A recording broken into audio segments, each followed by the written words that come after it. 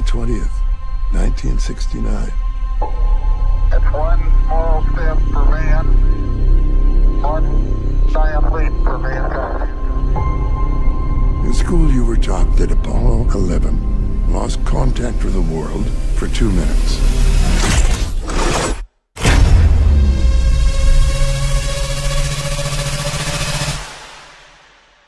Not true. They found something on that day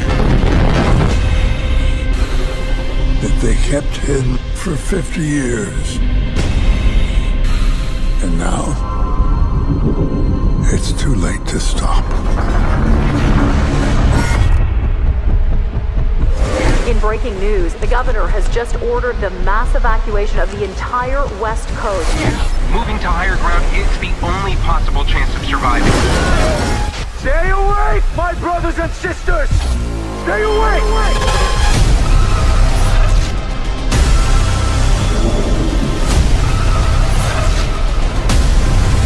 This planet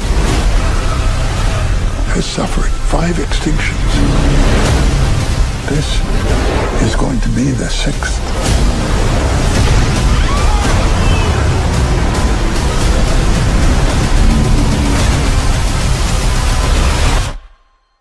Are we dead? No, we are just inside the moon. That might be the greatest sentence anyone's ever said.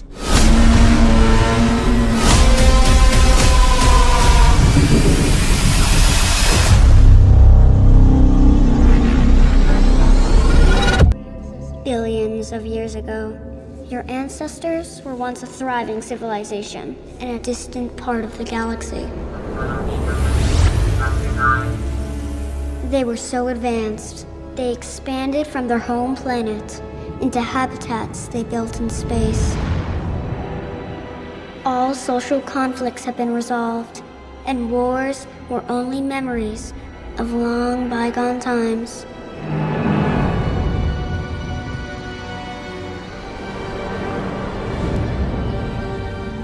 Your ancestors had created a perfect and harmonious world, controlled by a central, self-learning computer system which served them in all of their daily lives. You call it AI, artificial intelligence. Their future seemed limitless, until one day everything changed.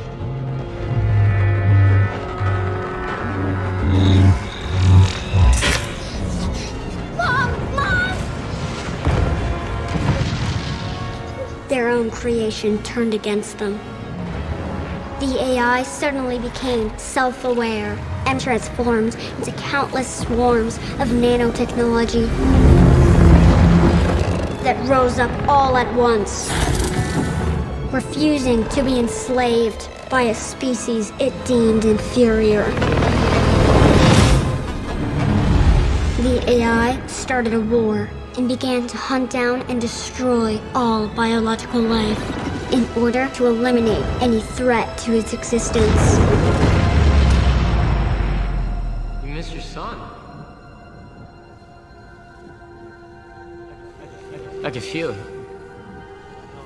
I don't know if he's still alive.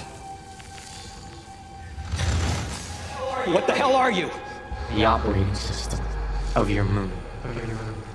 I'm programmed to tell you about the origin of your planet. On the brink of their extinction, your ancestors escaped to a secret corner of their galaxy. For many generations, they built planetary structures, operated by benign artificial intelligence and fueled by the abundant energy of captured stars. These armored vessels were designed to search the universe for ideal conditions to incubate new life. But only one of them, your moon, was deployed in time before the last of your ancestors were discovered and annihilated. Why didn't they leave in them? These swarms attack all electronic objects containing organic life inside. They had to be empty. Our ancestors gave up their existence. So that one day, humans could be reborn.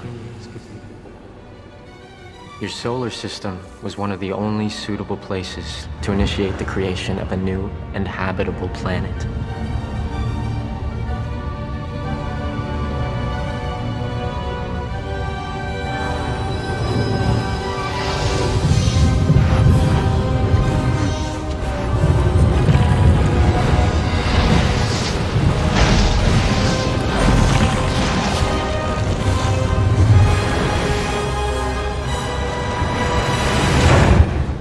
After your planet was born, your ancestors seeded it with their own genetic signature.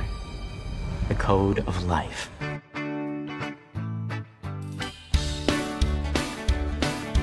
I see the bad moon rising. I see troubles on the way. I see earthquakes and lightning. I see bad times today. Don't go around tonight. Well, it's bound to take your life. There's a bad moon on the rise. I hear hurricanes are blowing. I know the end is coming soon. I fear rivers overflowing. I hear the voice of rage and ruin. Well, don't go around tonight.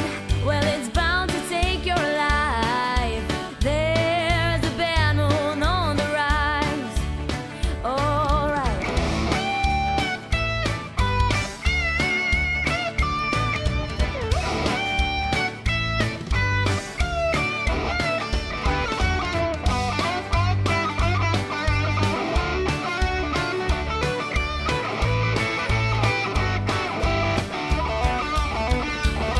Well, don't go around tonight. Well, it's bound to take your life. There's a bad moon on the rise. My impression, I've spent a lot of time going back and forth to Los Alamos over the years, and my impression is that many of the scientists, at least 10 years ago, would make a bargain if they were young scientists. They really were hesitant, suppose, to throw their whole career into weapons, but they would be allowed to pursue a whole number of other avenues. That was part of the deal. They do Yes. some weapons work, but they could pursue nanotechnology or material science or Yes. all these other fields. That Yes, and of course they had a big biology program at Livermore, which actually was quite important. Can you say something that we can use to help people understand how essential it is for the United States to invest in basic scientific research, even if there's no immediate product or payoff? No, I always remember Bob Wilson, who was the head of experimental physics at Cornell, and then afterwards became head of these various big national accelerators. I mean, his whole life was building accelerators. And he built, I think, 4 accelerators in succession at Cornell, and then went on to build bigger and better ones like the Fermilab. And anyway, his technique in raising funds was very simple. He went to Congress and he said, this machine will never be economically profitable. It will never be useful for any practical purpose. It's just like building cathedrals. It's something that it's not to defend the country, but to make the country worth defending. And he got the money. And that was, I think, the right way to do it. I mean, he just said, this is something beautiful we should be doing. It costs a certain amount, but first of all, we'll never run over the budget. And secondly, we won't run over the time. And so every machine he built was always under budget, and it was always ready in time. And so the Congress liked him, and he always got the money he asked for. And I think that's the trick. I mean, you just none of this pretense about doing science because it's profitable or because it will help the country to compete. I mean, maybe that's true, but it's not the reason you do it. And I think that it's very important to be honest. Another gross violation of that principle, of course, was the International Space Station, which was sold to the public as having something to do with science, when in fact it has almost nothing to do with science. And as a result, NASA became discredited. Everybody knows they were lying. And so when they ask for something now, which is real science, they don't get it. And so I think it's quite simple. So don't pretend that pure science is profitable. It usually isn't. And if it is, it's maybe 50 years later. But what you're doing when you do pure science is something different. It's exploring the universe. It's finding out what's there. And that's worth doing for its own sake, if it's worth doing at all. As a result, NASA became discredited. Everybody knows they were lying.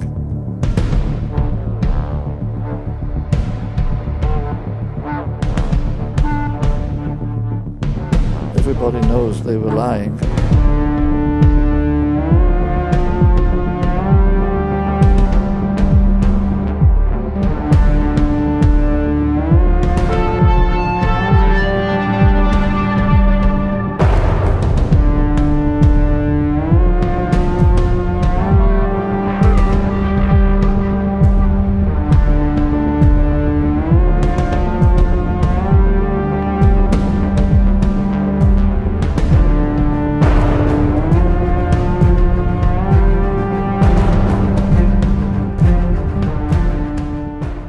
Everybody knows they were lying. And so when they ask for something now, which is real science, they don't get it. And so I think it's quite simple. So don't pretend that pure science is profitable. It usually isn't.